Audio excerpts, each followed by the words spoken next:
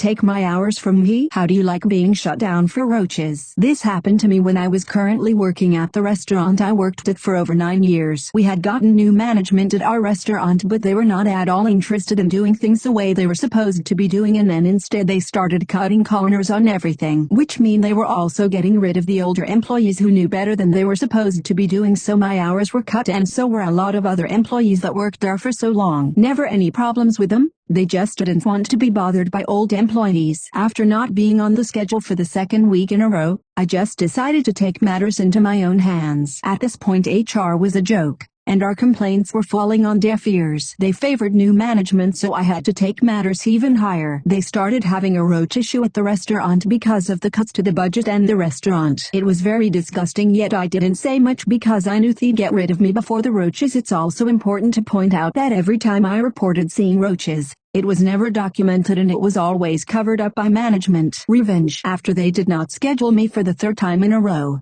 I made sure to take it in my hands to send an anonymous message to the Department of Health of my city to let them know exactly why they'd find the roaches at the restaurant and what time to come out to avoid them being caught and trying to hide the roaches at infestation. I mean, it was terrible. There were roaches in the cheese shakers. This was a pizza place. My revenge worked. The restaurant ended up being shut down by the Department of Health and they received a B. Also say bye-bye to management for that matter too. So not only did I get a restaurant shut down and demoted to a B, but I got the managers and their managers fired too. Mess with my hours and you know what happens next time.